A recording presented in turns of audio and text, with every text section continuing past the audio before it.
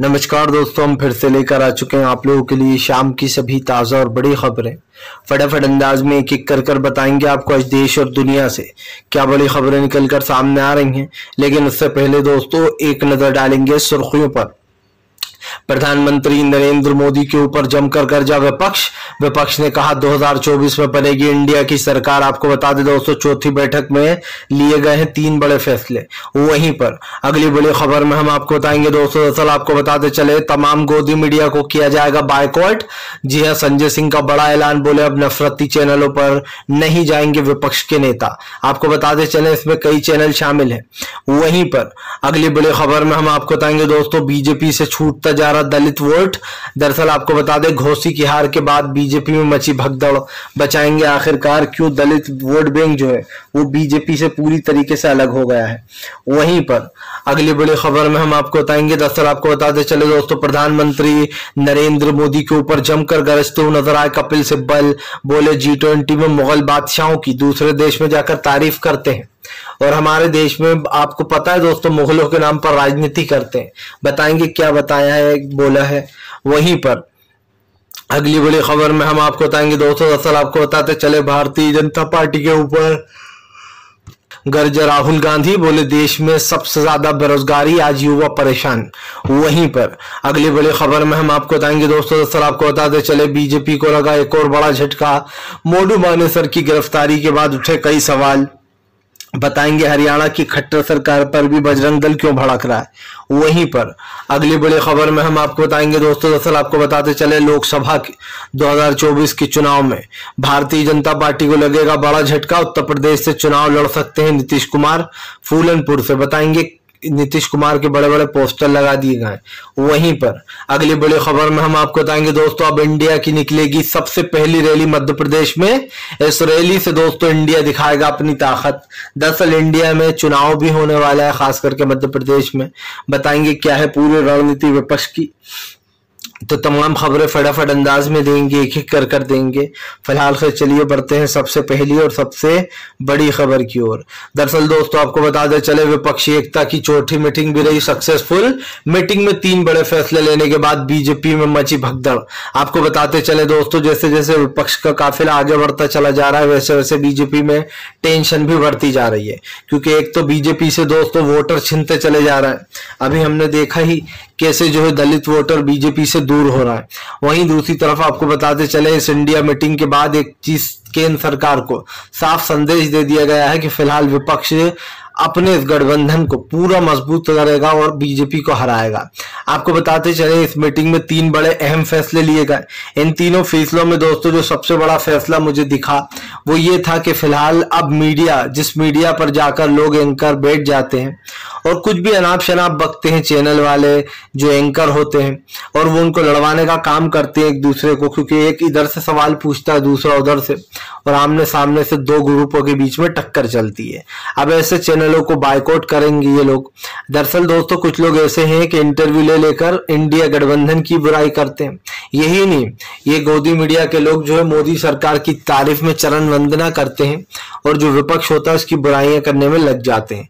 इसीलिए अब ऐसे चैनलों का नाम गिनवाया जा रहा है जो देश में नफरत फैला रहा है, जो जानबूझकर दोस्तों इंडिया को बदनाम करने का काम कर रहे हैं। अब ऐसे चैनलों को बायकॉट करेंगे इंडिया गठबंधन के लोग। दूसरा जो बड़ा फैसला है दोस्तों कि अब जो सबसे पहली रैली है वो मध्य प्रदेश से निकाली जाएगी। आपको बताते चले मध्य प्रदेश को इसलिए शायद चुना है विपक्ष ने क्योंकि मध्य प्रदेश में जल्द ही चुनाव भी होने वाले हैं दोस्तों, और ऐसे में चुनावी शंखनाद जो विधानसभा का है वो भी बजने वाला है। क्योंकि ज्यादा टाइम रह नहीं गया मध्य प्रदेश में, मुश्किल से 15 दिन। अब ऐसे में दोस्तों ये कहना गलत नहीं होगा कि मध्य प्रदेश में विपक्ष सबसे पहली रैली निकालने जा रहा है। आप समझ सकते हैं इस रैली ये भारत जोड़ो यात्रा से भी बड़ी रैली होने वाली है। क्योंकि इसमें अकेले राहुल गांधी नहीं, उनके साथ तमाम विपक्ष के नेता भी होंगे जो लोग इस गठबंधन का हिस्सा है, यानी कि 27 से 28 दल। फिलहाल चलिए बढ़ते हैं एक और अगली बिग ब्रेकिंग की तरफ। बता दोस्तों अगली जो बड़ी खबर निकल कर आ रही है, कपिल सिब्बल ने पकड़ ली प्रधानमंत्री की कमजोर नब्ज। गिना दिया प्रधानमंत्री के झूठ, बता दिया कि बीजेपी कैसे मुगल प्रेम करती है और यहाँ पर मुगलों से नफरत करती है। दरअसल दोस्तों हमने देखा है हमेशा बीजेपी मुगलों के नाम पर के बहाना लेकर जगहों के मुस्लिम नामों को बदल देती है। मेन उसका टारगेट मुस्लिम होते हैं। अगर किसी जगह का नाम दोस्तों किसी मुस्लिम व्यक्ति पर है तो बीजेपी उस जगह का नाम बदल देती है, क्योंकि जाहिर सी बात है उसे हिंदू मुसलमान करना होता है। ऐसे में बीजेपी बहाना लेती है कि ये मुगलों की निशानी है, ये मुगलों पे नाम है, इसलिए हम इस नाम को बदल देंगे। आपको बताते चले, जैसे अभी निजामुद्दीन रेलवे स्टेशन था, उसका नाम बदल दिया गया था। तो अब दोस्तों क्या हो रहा है कि बीजेपी की ये जो हरकत है वो कपिल सिब्बल ने पकड़ ली। दरअसल G20 के बैठक में मुगल बादशाह अकबर की तारीफ कर दी है प्रधानमंत्री ने। जी हाँ, आप सोचेंगे ये क्या होगा प्रधानमंत्री को, जब प्रधानमंत्री बाहर देश जाते हैं ना तो वो ऐसी तारीफें करते हैं। दरअसल प्रधानमंत्री जब बाहर देश गए हुए दोस्तों सऊदी अरब, जिसके बाद उन्होंने वहां पर मुगल बादशाह अकबर की तारीफ की। उन्होंने, आपको बताते चले दोस्तों, मुगल बादशाह अकबर की तारीफ करते हुए जब तारीफ की तो कपिल सिब्बल ने घेर लिया। कपिल सिब्बल ने कहा कि पीएम नरेंद्र मोदी यहाँ तो उन्होंने कभी पहल नहीं की भाईचारे की, प्यार मोहब्बत की, लेकिन दूसरे देशों में जाकर मुगल बादशाह अकबर की तारीफ कर दी है। उन्होंने कहा कि अकबर साहब बहुत बड़े डेमोक्रेटिक थे। उन्होंने एक वेयर हाउस बनाया था जिसमें वो सभी धर्म के लोगों को बुलाया करते थे। अब आप समझिए मोदी जी क्या कह रहे हैं कि अकबर जो थे वो एक बहुत ही डेमोक्रेटिक थे, यानी कि वो एक बहुत बड़े दोस्तों देश को एक साथ लेकर चलने वाले थे। वो सबको मानते थे, सारे लोगों को चांस देते थे, सबको एक साथ बुलाकर एक उन्होंने वो बनाया था हाउस, उसमें जो है यहाँ पर सब मिलते थे। अब ऐसे में दोस्तों उनका बेसिकली कहने का मतलब ये था कि वो धर्म के आधार पर नहीं, वो चाहते थे कि अंतर्राष्ट्रीय स्तर पर विश्व में शांति होनी चाहिए और धर्म के आधार पर नहीं, डिस्क्रिमिनेशन पर जो है यहाँ पर लोगों को सोचना चाहिए। अब आप खुद समझ सकते हैं कि जो लोग मुगलों का नाम ले लेकर हमारे इंडिया में जगहों के नाम बदल रहे हैं, वो लोग अब वहां पर विदेश जाकर खुद हमारे देश के खास प्रधानमंत्री तारीफें कर रहे हैं। मतलब यहाँ पर आपको मुगल बेकार लगते हैं, लेकिन वहां पर आप मुगलों की तारीफ करते हो क्योंकि वो मुस्लिम कंट्री है, सिर्फ इसलिए। फिलहाल चलिए बढ़ते हैं एक और अगली बिग ब्रेकिंग की तरफ। बता दोस्तों अगली जो बड़ी खबर निकल कर आ रही है, दलित वोटर ने बढ़ा दी दोस्तों योगी आदित्यनाथ के टेंशन। घोषित चुनाव हारने के बाद बीजेपी में लग रहे हैं, आपको बताते चले, कई ज्यादा टेंशन के रेले। दरअसल इसका सबसे बड़ा रीजन क्या है, 3 उपचुनाव हुए, तीनों में दलित वोटर ने बीजेपी को झटका दिया। आपको बताते चले, जबकि मायावती ने लोगों से अपील की थी, क्योंकि मायावती खास मानी जाती है दलित वोटरों की सरगना, उन्हें दलित वोटर काफी वोट देते थे। लेकिन अब की बार मायावती ने क्या करा, उन्होंने कहा कि हम ये चुनाव नहीं लड़ेंगे, ये जो चुनाव होने वाला है। यही नहीं, मायावती ने यह भी कहा कि फिलहाल किसी को वोट मत देना, ना बीजेपी को वोट देना, न समाजवादी पार्टी को वोट देना, अगर वोट देना ही है किसी को तो नोटा को देना। जिसके बाद आपको बताते चले दोस्तों, मायावती की अपील किसी ने नहीं सुनी और अखिलेश यादव को अच्छे खासे दलित वोटर का वोट बैंक मिला। ऐसे में अब बीजेपी परेशान है घोषी हार के बाद। उसको ये दिक्कत हो रही है कि दलित वोटर हमसे खिसकता चला जा रहा है। दरअसल दोस्तों पिछले कुछ दिनों में घटनाएं भी ऐसी निकल कर आई हैं जहां पर सिर्फ दलितों पर अत्याचार हो रहा है। अभी एक किस्सा निकल कर आया था जहां पर 2 दलित पूरी फैमिली को मार दिया गया। कोई दलित भाइयों से अपने पैर साफ कराता है तो कोई दोस्तों उनके ऊपर पेशाब कर देता है। ऐसे कई वीडियो हैं जो सोशल मीडिया पर तैर रहे हैं। और ये सब कुछ किसके राज में हो रहा है? बीजेपी के राज में हो रहा है। दलितों के ऊपर जो अत्याचार हो रहा है दोस्तों और आदिवासियों के ऊपर, वो किसके राज में हो रहा है? बीजेपी के राज में हो रहा है। ऐसे में दलित वोटर बीजेपी से अब खिसक चुका है और बीजेपी को टेंशन हो रही है।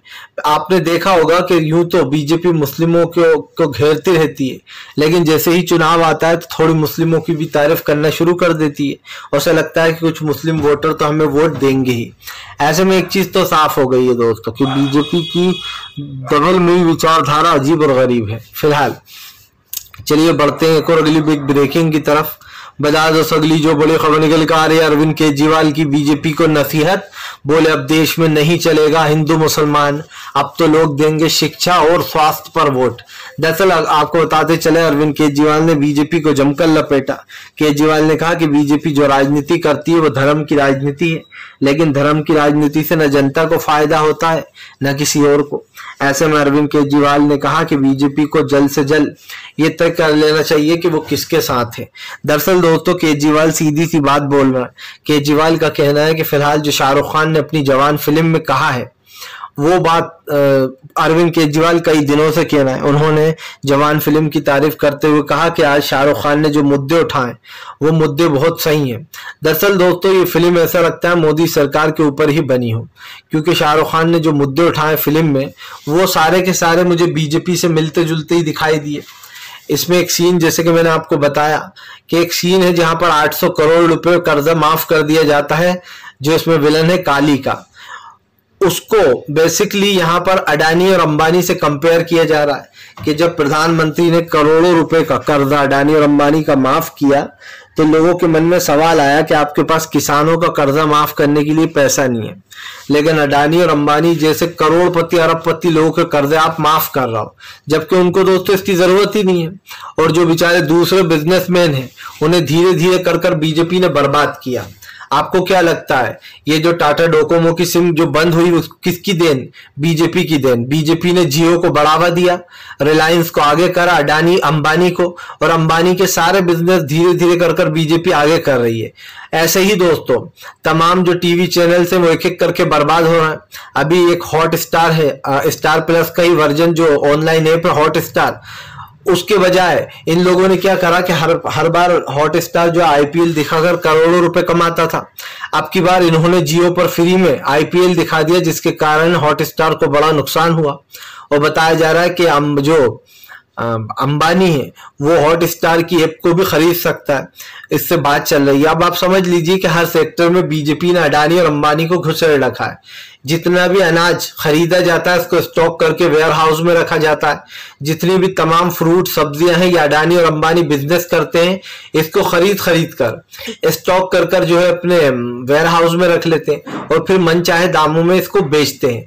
तो जाहिर सी बात है जब आप सामान को स्टॉक करके रख लोगे, जब दो लोगों को आप देश का पूरा व्यापार दे दोगे तो वो अपने मन मुताबिक जो है लोगों से चीजों के दाम लेंगे, मतलब जनता का ही नुकसान है इसमें। फिलहाल चलिए बढ़ते हैं एक और अगली बिग ब्रेकिंग की तरफ। बता दोस्तों अगली जो बड़ी खबर निकल कर आ रही है आपको बताते चले दोस्तों, एक और टीचर का वीडियो हुआ वायरल, बीजेपी को बता दिया निकम्मी सरकार। दरअसल दोस्तों आजकल कुछ कोचिंग के वीडियो ऐसे वायरल हो जाते हैं कि देखते ही देखते वो सोशल मीडिया पर छा जाते हैं। आपको याद होगा अभी एक टीचर ने कुछ दिन पहले कहा था कि जब अब अगली बार जब भी वोट दो तो किसी पढ़े लिखे नेता को देना, वरना आपका फ्यूचर ऐसे ही बर्बाद हो जाएगा जैसे अभी है। आपको बताते चले उस टीचर को निकाल दिया गया था उस स्कूल से जहां पर उसने बुराई की थी, उस कोचिंग से निकाल दिया गया था, ट्यूशन कोचिंग से। अब ऐसा ही एक वीडियो सोशल मीडिया पर फिर से वायरल हो रहा है दोस्तों।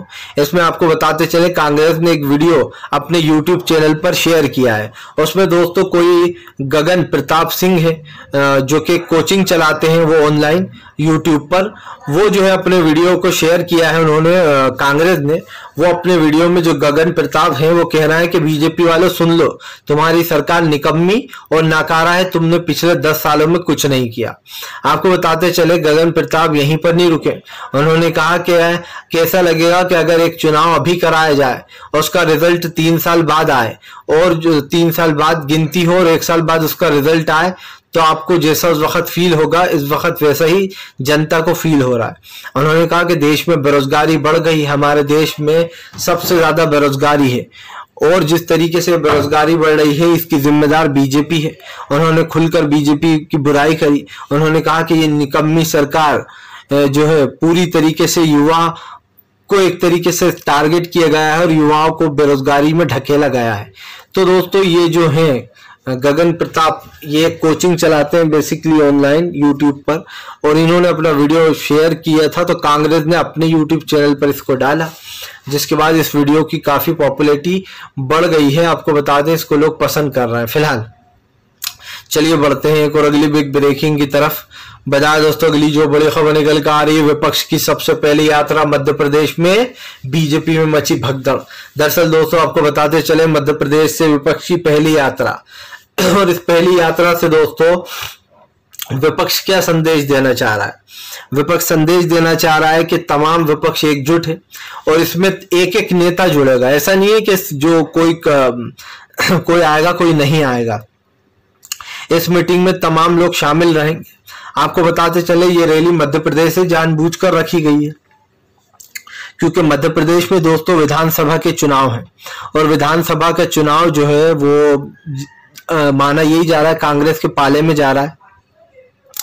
लेकिन बात ये नहीं है, बात ये दोस्तों के विपक्ष अपनी ताकत दिखाना चाहता है यहाँ से पूरे देश को। विपक्ष बताना चाहता है कि इंडिया गठबंधन कितना मजबूत है और वो ये भी संदेश देना चाहता है बीजेपी को कि अब की बार लड़ाई आर पार की लड़ाई है, या तो 2024 में तुम नहीं या हम नहीं। अब सिंपल सी बात ये है दोस्तों कि 2024 का चुनाव अखाड़ा बन चुका है। विपक्ष के अलावा जो नेता है वो तो ये तक कह चुके हैं कि 2024 के चुनाव बेहद ही ज्यादा हिंसक हो सकता है। हिंसक इसलिए हो सकता है क्योंकि यहाँ पर यह माना जा रहा है कि 2024 के चुनाव से पहले बीजेपी कई जगह पर दंगे करवा सकती है और 2024 के चुनाव में हिंदू मुसलमान होने की पूरी प्लानिंग बना रखी है। लेकिन यहाँ तक सत्यपाल मलिक ने तो यहाँ तक कहा था कि बीजेपी कुछ बड़ा करेगी, या तो वो राम मंदिर पर बम फेंकवा देगी या फिर कुछ इसके अलावा कहीं पर हिंदू मुसलमान की लड़ाई लगवाएगी। इस तरीके की बात सत्यपाल मलिक जी ने कही थी। उन्होंने कहा था कि बीजेपी चुनाव जीतने के लिए कुछ भी कर सकती है, वो पुलवामा अटैक से भी बड़ा कुछ करेगी। अब दोस्तों देखना ये है कि बीजेपी कितने घर चलेगी और कौन सी चाल चलेगी। फिलहाल चलिए बढ़ते हैं एक और अगली बिग ब्रेकिंग की तरफ।